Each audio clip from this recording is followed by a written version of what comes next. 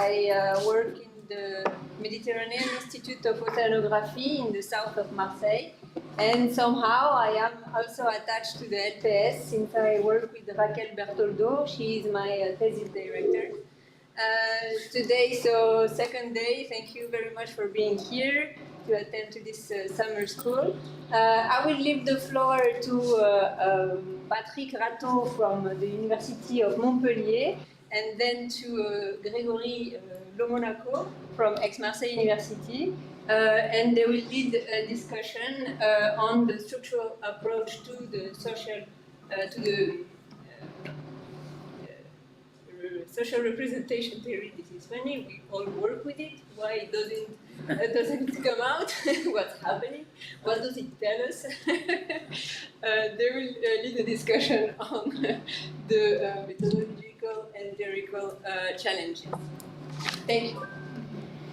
Thank you, Fanny. And Greg and Gregory and I would really like to thank the X team for inviting us.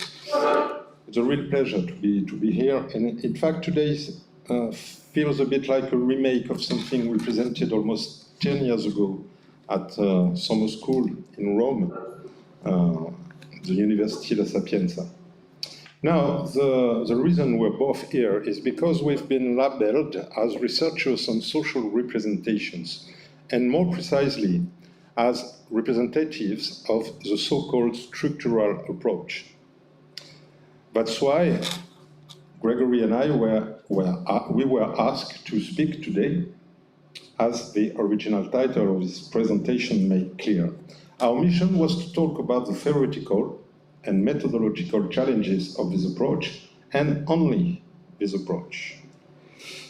But as we thought about it, we said to ourselves, maybe we wouldn't stay trapped in that box. After all, the structural approach is often criticized for being too self-contained or closed on itself. And we don't see it that way at all. On the contrary, we think of it as an open and integrative approach, one that both draws on and contributes to other perspectives in the study of social representations. So, how we proceed? I'll take the part about theoretical aspects and specifically how different theoretical approaches can be articulated, and Gregory will focus more on the methodological aspects of the structural approach. Since the 60s, Serge Moscovici's reformulation of the concept of social representation has provided a framework to understand how common sense knowledge is socially constructed and shared. Social representations are collective systems of interpretation that help individuals give meaning to events and guide practices. Moscovici's classic study on psychoanalysis in France illustrates how different groups interpret the same object through their own values and communication networks. From this starting point, social representation theory has developed along several models.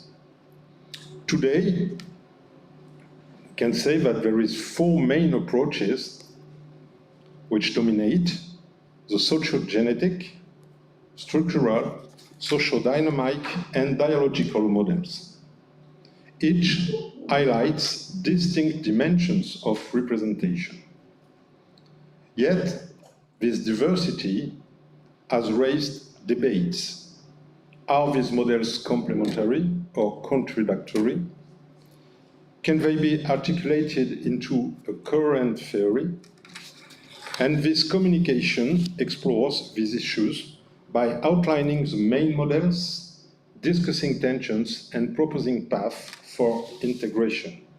And in fact, it is an extent of a paper already published on this topic by Gregory and I recently. So social representation theory is supported by a diversity of models, 4 models. First, the social genetic model. This model focuses on how communication produces representation through objectification, in the way of turning abstractions into concrete images, and anchoring integration into familiar categories. The object of representation is then transformed, schematized, and naturalized so as to become familiar to the group. This process reduces social uncertainty and regulates interactions about the object. The structural model proposed by Abric and Flamand, specifically in Aix-en-Provence, conceptualizes social representations as organized around a central core, stable and historically rooted, and peripheral elements adaptative and context sensitive. This structure explains both stability and flexibility of social representation.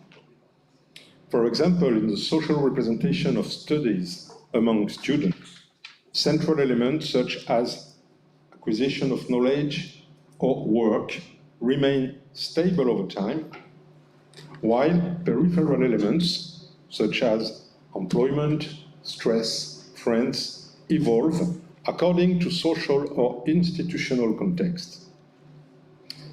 The peripheral elements, which are more adaptative, allow the representation to resist social tensions while maintaining its basic unity around the core. The social dynamic model proposed by Doise links representations to social structures and intergroup relations.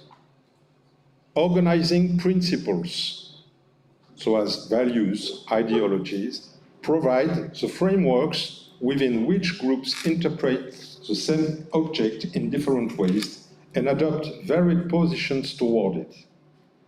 For example, some groups consider it necessary to lower wages in order to promote employment, while other groups view rising wages as indispensable. These two positions are both determined by the same organizing principle of the representation of employment, the question of salary. It is therefore around this organizing principle that relations and interactions between the two groups are played out.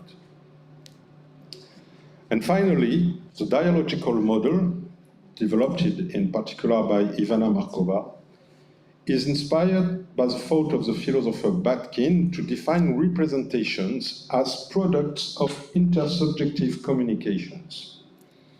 It is based on the idea that representations are built in exchange, in the confrontation of points of view, in openness. This approach emphasizes the dynamics of ego-alter-object relation introduced by Moscovici in 1984, and which makes it possible to go beyond the traditional dichotomies between the individual and the collective, cognition and society.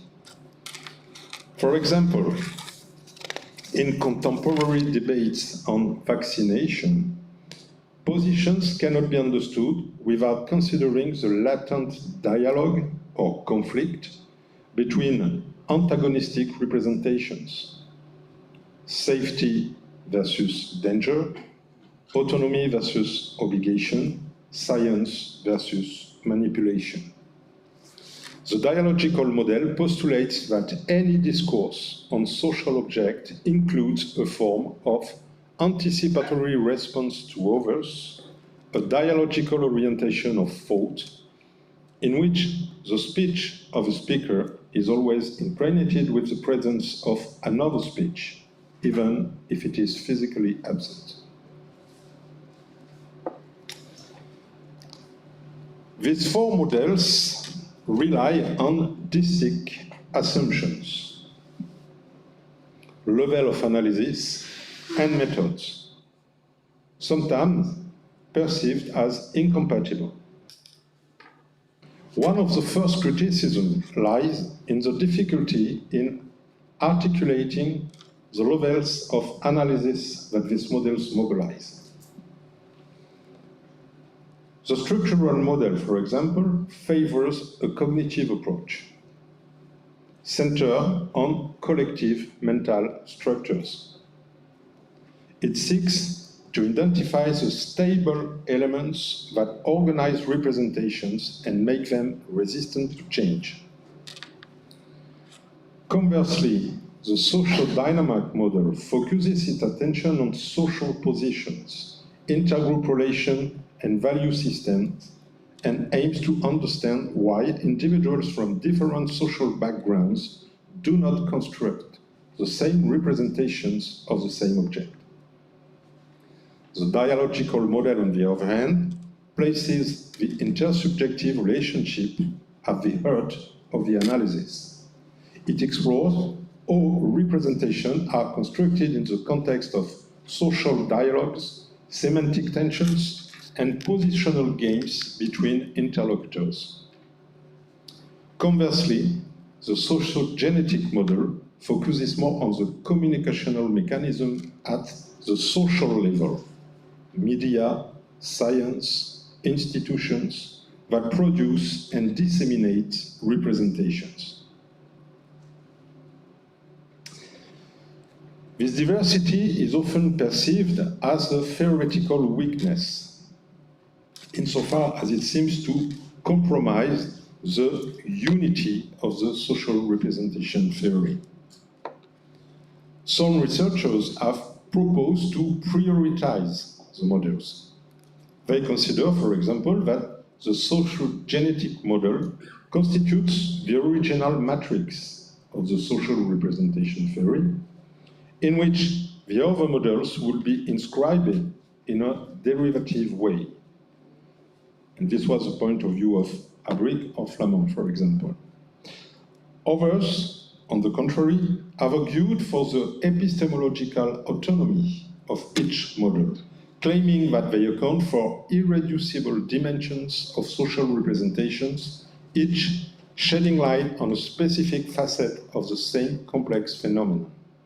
And it was the point of view of Ivana Markova or Sandra Jovkelovic, for example. Another source of tension concerns the methods of data collection and analysis favored by each model. The structural model has given rise to the development of specific empirical tools, such as free associations, hierarchical evocations, similarity analysis, calling into question technique, or context-independent tests, that these methods will be presented by Gregory later. These methods aim to identify the central core of representation and their peripheral elements, as has been done with regard to various objects of social representation. On the other hand, the dialogical model favors the analysis of the discourses produced in the situation via interviews or focus groups. It is interested in conversational dynamics, semantic opposition games, and forms of reciprocity in exchanges.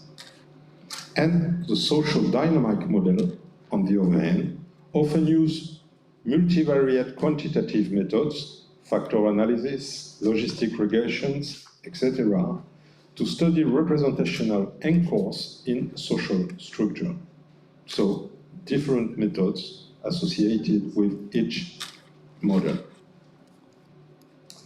And finally, some debates have focused on the empirical validity and explanatory scope of the different models. And that was debate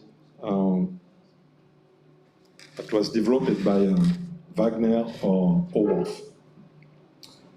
The structural model has sometimes been criticized for its tendency to freeze representations in an overly rigid structure, leave little room for their contextual evolution. On the other hand, the dialogical model has been considered difficult to operationalize, as it is based on relational concepts that are sometimes abstract and very complex to translate into empirical protocols. And the social dynamic model, on the other hand, has been criticized for its tendency towards abstraction and the need for advanced statistical tools to test its hypotheses. But despite these tensions between the different models, it should be noted that these cross-criticisms have also had beneficial effects. They have allowed a clarification of concepts, a better delimitation of the objects of study, and an opening towards forms of theoretical dialogue. Several studies have begun to combine models, for example, by using the methods of the structural model to identify the contents of the representation, while mobilizing a social dynamic reading to explain their distribution according to social group.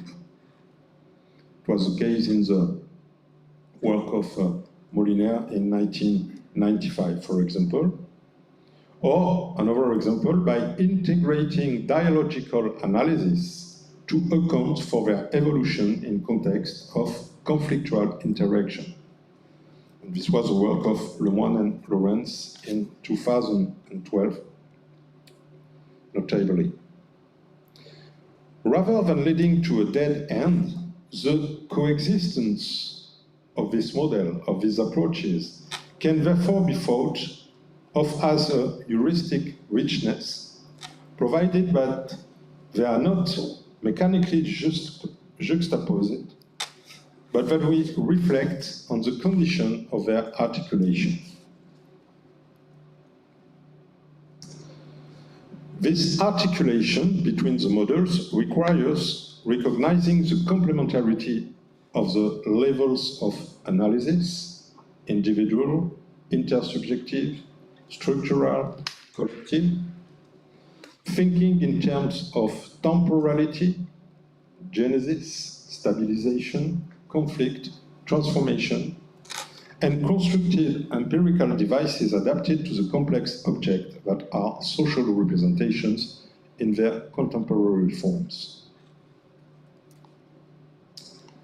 So the articulation of the model requires, as I said, recognizing the complementarity of the level of analysis, thinking in terms of temporality, and constructing empirical devices, empirical tools, adapted to the complex objects that are social representation.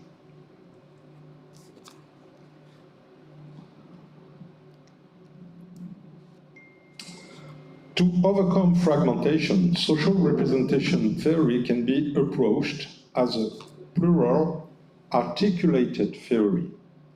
We think, and this is what we have developed, Gregory and I, in our paper that I presented before, that three principles support the complementarity of the model. First, the first principle is based on the ability of researchers to produce hybrid concepts, resulting from the crossover between models which enrich the intelligibility of representational phenomena. These theoretical hybridizations make it possible to overcome certain limitations of classical approaches by combining the strength of several analytical frameworks. A significant example is Molinaire's two-dimensional model, which proposes an original articulation between the structural dimension, inspired by the structural model, and the evaluative dimension, rooted in work on attitude and mainly supported by the social dynamic approach. he shows that the centrality of an element in a representation is not independent of its affective valence. Some elements are central because they condense strongly polarized positions, positively or negatively. Another example of conceptual innovation is the notion of representational imputation, developed by Maxime Prost, Anthony Pierre Rateau, and Gregory Monaco. This notion refers to the process by which one social group attributes a presumed belief system to another group. This process of hetero-referencing crosses structural dimension, stable content of the representation, dialogical dimension, symbolic otherness, and social dynamic dimension, social position of the sender and of the recipient. It is particularly fruitful for understanding the mechanism of stigmatization, the effects of meta-representation or intergroup conflicts. Other attempts of conceptual innovation refer to the notion of the mute zone of social representations that seek to account for the internal tensions of representations and their unexpressed elements. Developed notably by Levy and Deschamps in 2000. In this context, Jodelet emphasized that there is a direct impact of the collective on the cognitive. Therefore, the use of the dialogical model would make it possible to identify the collective mechanism at work in the expression or non-expression of these unspoken words of social thought through the study of social interactions in context. The second principle of articulation between models concerns the reasoned combination of methods from the different models. Yes? Can I ask for a clarification? Yes. Just because this is the first time that I encounter the paper by Prost you were mentioning before, is there a difference with the concept of alternative representations by Alex Gillespie, that I think has also been elaborated on by Gordon Samwood? So those studies, for instance, about how different migrant groups view each other and think the other think of them. I don't know if you are familiar with these different papers, but it seemed to me like the same concept, so I wanted to understand if it is the same or different. I don't know if it's the same concept because I'm not very familiar with the works of Samwood. But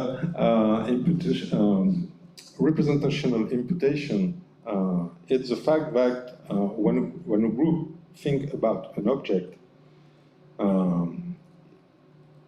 it thinks equally to what the other groups think of it object. And this impresses the representation, this has an effect on the representation of the group by taking into account what they think the other groups are represented, or how they represented this object. So is it okay, Gregory, with that? I think that there is a similarity maybe with the research, the idea of some is more focused on the group as the object of representation, but the dynamic is more or less similar. What is interesting here is the fact that is also a way to say something that you don't want to be attributed to yourself. So it's as if saying that even if I don't endorse this representation, I acknowledge that this representation exists. Mm-hmm. But to a certain extent, it also has an effect on the way I think about an object. In that specific case, the object is the group itself, so it's more focused maybe on identity. Make an example. I think, for example, thinking about the presentation we had yesterday on addiction, of pornography addiction, no? It could be interesting to explore also this way of looking at your data, because even if my or the representation that I evoke on pornography, for example, or on gambling, no? Has some aspect, the fact that I know that, I don't know, my family, let's say, or the older or the younger generation has a different representation, maybe can also have an effect on my own behavior. Okay. I endorse a representation of gambling as absolutely wrong. And on my own representation of groups, of my group, yeah. Because there is identity processes in this aspect. Yes? Yeah. Visualize it.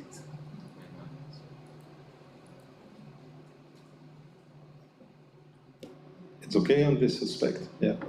Gregory? I think the matter is more what we anticipate concerning the system of beliefs with the other group.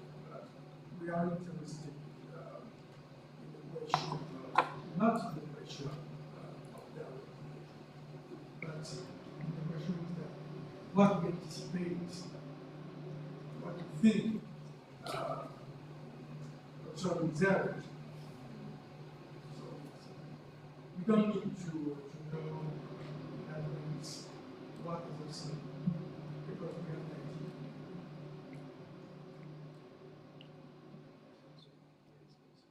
Social group internalizes what other social groups. Sorry.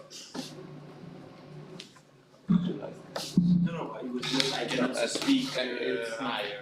No, I can also speak higher. By the way, so the idea is that one representation of a social group is delegated to another social group in some ways.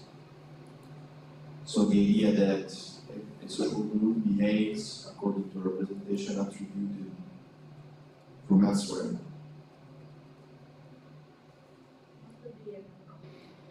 Not the identity. Who are we talking about? I think of an object. We are studying energy communities, Yeah. and then you.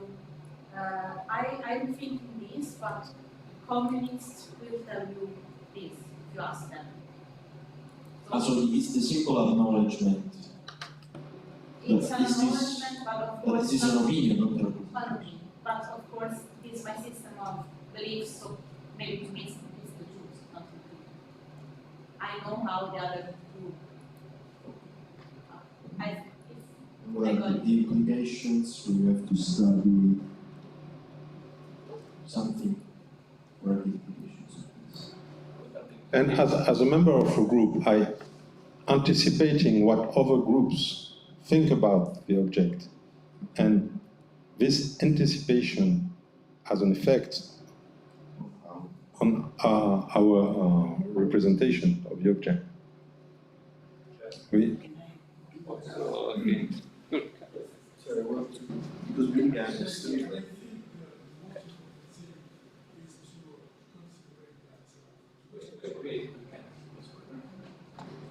I think we have to consider that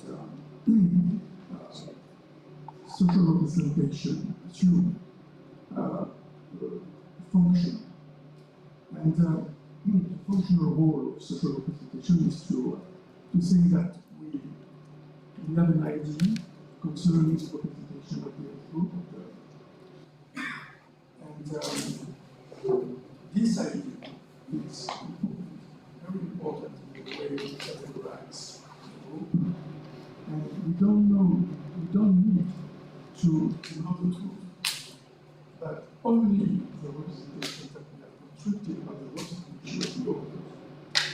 is sufficient to categorize and to act and to behave toward this group. So there is, we think that we have to demonstrate, but we have some elements, some empirical elements yet. But the point is to consider also that there is a we can question imputations, but we have some structural regulations because we have some divergence of point of view which are regulated by the structural status of the elements. So we have the central divergence and peripheral divergence. So, but work is in progress. And this is why this notion is implies combination of the different models, structural models for the content, central core, peripheral elements, and dialogical models to understand how there are dialogues between groups and anticipation of what other groups think, and social dynamic models for taking account the positions of its social group. So it's a perfect example of combination and imbrication of the various models of social representations. My question is, can be used, yes? For example, the concept of mentalization in clinical psychology can be something similar at the individual level, which happens at the social level somehow. And that's also what came to my mind as I was working with minorities. In minorities, often a lot of time mentalize or think about what the majority is thinking. The majority thinks less about what the minority is thinking about an object.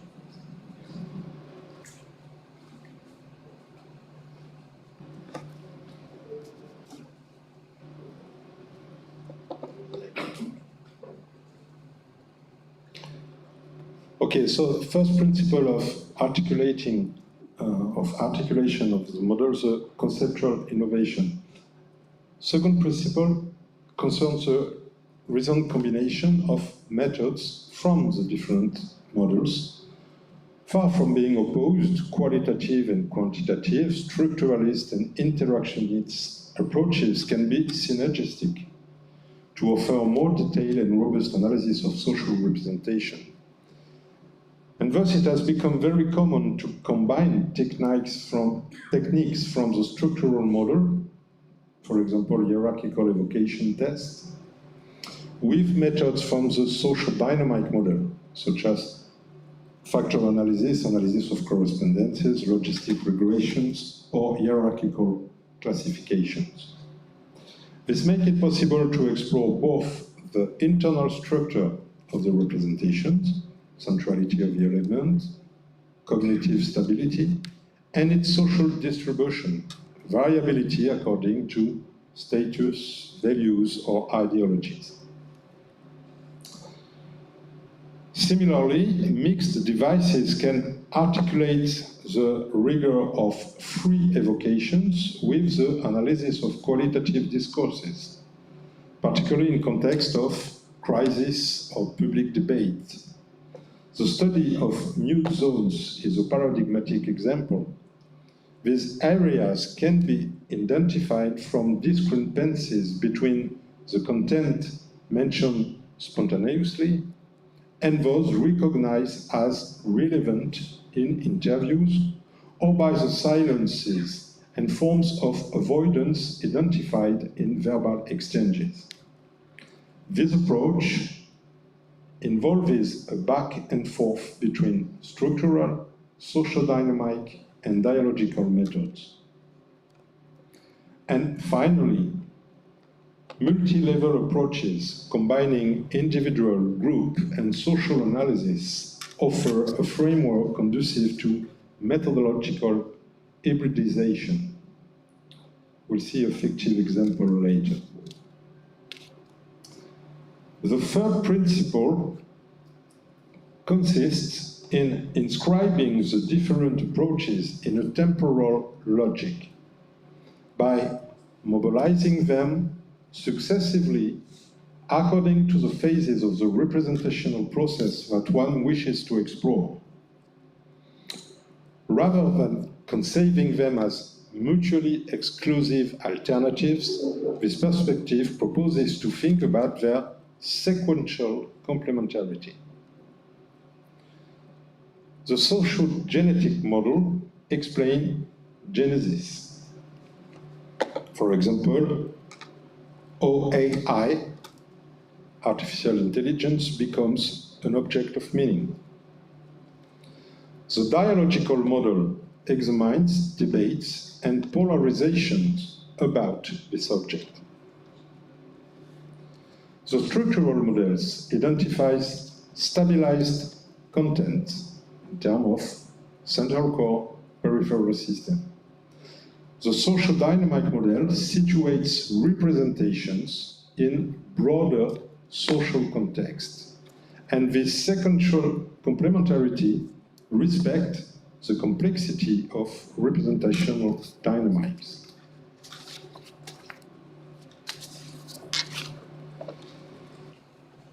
So, rather than a unified paradigm, social representation theory should be conceived as a theory with articulated geometry,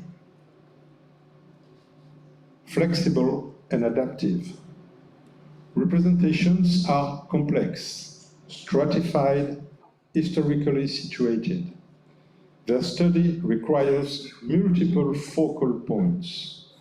This perspective rejects reductionisms and promotes methodological pluralisms, combining qualitative, quantitative, experimental, and lexicometric tools as needed.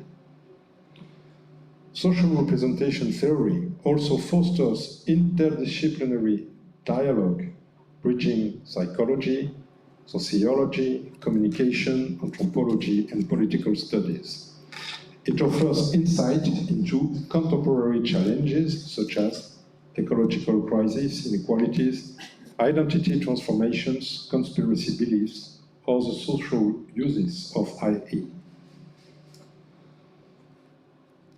In order to illustrate these reflections, we propose here a fictitious example of a research mobilizing an approach to social representation theory as a theory with articulated geometry. This imaginary example illustrates how different theoretical models can be articulated to analyze a complex object through a coherent empirical approach. So let's say we want to study social representation of artificial intelligence, AI, in the workplace. The aim is to analyze the way different professional groups, managers, technicians, administrative employees, represent AI and its effect on the future of work through an integrative approach mobilizing the four main models of the SRT, of the social representation theory. So it's a fictitious example which can illustrate the combination of models and methods.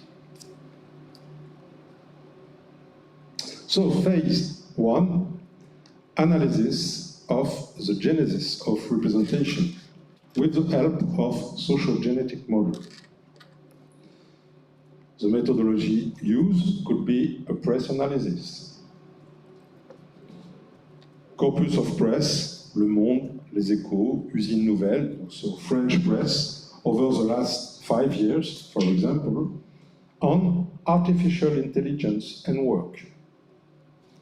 The objective is to identify the processes of objectification, metaphors, images, comparison used, and anchoring connections with well-known figures such as robot, brain, assistants, through which media discourse transforms a technical object into an accessible social reality. By this way, we could observe here that AI is frequently objectified by anthropomorphic images, humanoid robots, avatars, or metaphorized, augmented brain, invisible assistants, and that it is anchored in already familiar categories: the rationalization of work, dehumanizations, competition with the machine.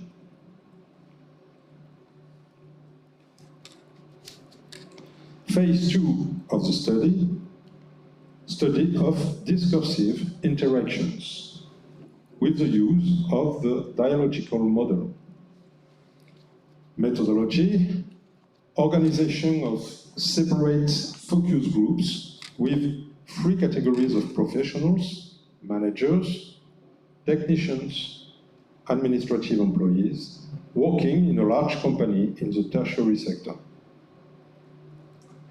The analysis is based on the ego-alter-object logic and aims to identify dialogical dynamics, confrontations of opinions, implicit consensus, and areas of tension. Let's imagine that we observe the following results. Manager mobilize a repertoire of efficiency, performance, and innovation, but they anticipate the fears of technicians by minimizing or relativizing them. Technicians express tensions between enthusiasm for simplified tasks and the fear of becoming obsolete. And employees put forward ambivalent discourses, like saving time versus loss of meanings, revealing floating and sometimes contradictory representations. So we go on phase 3, identification of the structure, with the help of the structural model. Methodology that can be used, administration of a questionnaire of hierarchical evocations, with the inducing words, artificial intelligence at work. The aim is to identify the central and peripheral systems of representations in each of the 3 groups, detailed below. Suppose that we observe a common central core consisting of the elements efficiency, automation, progress, and peripheral elements specific to each group, among manager or executive strategy, innovation, competitiveness, for technicians, monitoring, replacement, uncertainty, among employees, fatigue, isolation, time saving. These differences reflect both contextual regulations and distinct social positions. And on phase 4, we could do the analysis of social and ideological position with the help of the social dynamic model. Methodology, collection of data on professional trajectories, status, positions in the hierarchy, trade union affiliations, political opinions, and so on, and realization of a correspondence factor analysis, cross-reference with the identified central and peripheral elements. We can expect to observe, on the one hand, that managers with a management background express more optimistic representations of the AI, rooted in a meritocratic ideology. On the other hand, the part-time employees exposed to precariousness develop anxiety-provoking representations rooted in a critical vision of technological progress. And finally, the unionized technicians manifest a representation of AI as a political issue in connection with perceived relations of domination. This fictitious research, this illustrative example, mobilize the four models of the social representation theory in a successive and complementary way. The sociogenetic model shed light on how artificial intelligence has been made representable in social discourse. The dialogical model allows us to understand the interactional tensions and the logic of otherness in groups. The structural model highlights the elements that organized, share, and differentiated meanings, and the social dynamic model links these representations to objective position in the social space and to differentiated ideological values. This imaginary protocol illustrates that social representations cannot be grasped in one-dimensional ways. They are at the same time produced in discourse, organized in cognitive structures, located in social relation, and negotiated in interactions.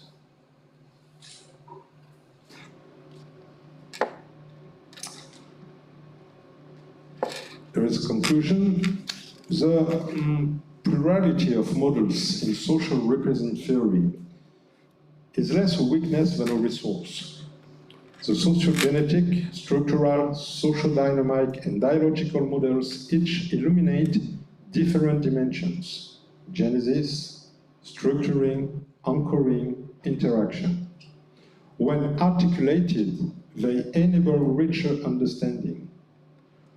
Conceptual innovation, methodological hybridization, and temporal sequencing are key to integration and to articulation between these models. Thus, social representation theory emerges as a theory of articulated geometry, flexible, plural, interdisciplinary. It provides a powerful framework to analyze how societies construct meaning, negotiate knowledge, and orient practices in a world of uncertainty and transformation.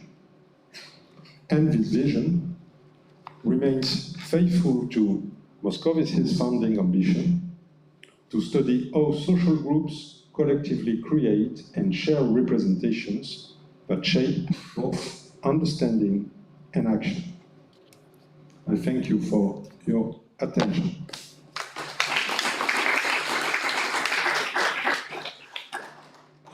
Maybe there are some questions or debates. Yes. I have a comment too.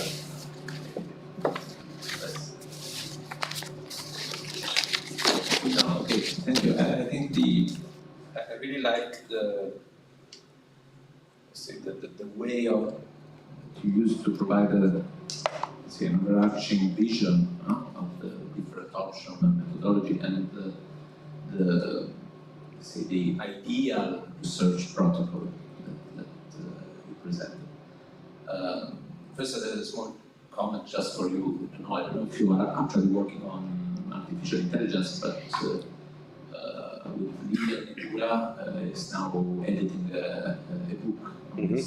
So we are waiting to finalize it, bring this book. No, my comment was about the protocol that you presented is ideal, and I think it can be also useful for the student now entering the second year who have to imagine more concrete how to put together press analysis, interviews, questionnaire, etc. But for example, I think the social dynamic perspective can be applied to all of the different data to some extent. The dialogical interpretation can be used to look at the press, for example. So this is my personal view. I don't know if you agree. This is an ideal protocol, but there is no necessarily strict connection between one specific typology of data and one specific approach. There are things that fit better. So, for example, a questionnaire with a dialogical approach can be a bit more complicated. But you can have a structural approach with interview. Then there are problems with defining what is the nucleus, what is the periphery. I think that data and the approaches can be mixed a bit more. So you presented an ideal protocol, but things can be intertwined. This is my personal opinion. I don't know what you think about it. This is why we think that there is a temporal logic. And we used to study first the genesis of the object. Oh, why this object is an object of representation in the society. And therefore, we can go beyond the dialogical process and the structural process and the social dynamic process. And I don't think there is a gap between methods and models. Each can be used and fructify the general view of the social representation, the complete view of the analysis. So I don't think there is models that not are suitable with certain methods.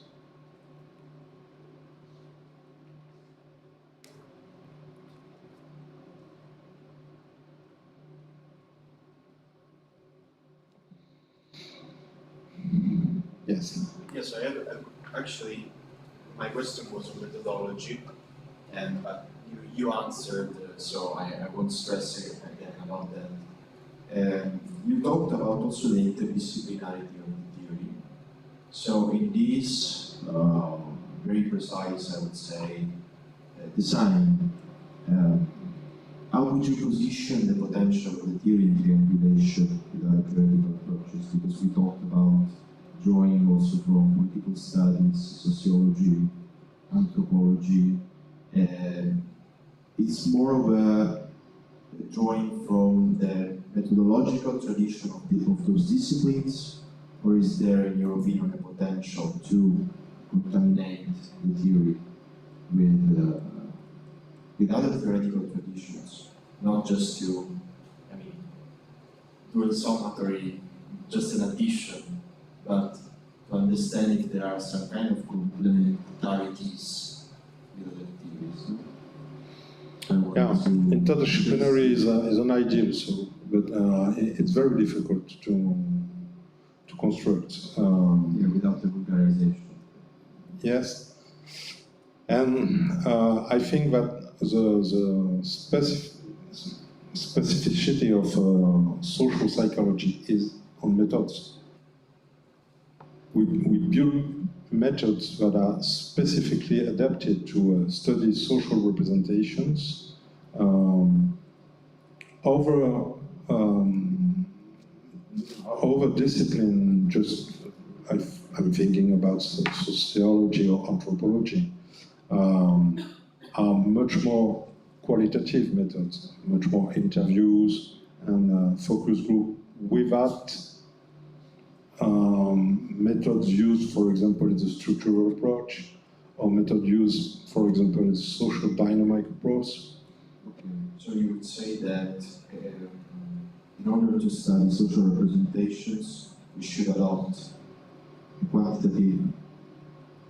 Both qualitative and quantitative. So you cannot choose between qualitative. No. No, because we are missing something. If you use only qualitative methods, or if you use only quantitative methods, you are missing something. And it is necessary to combine these types of methods. Okay,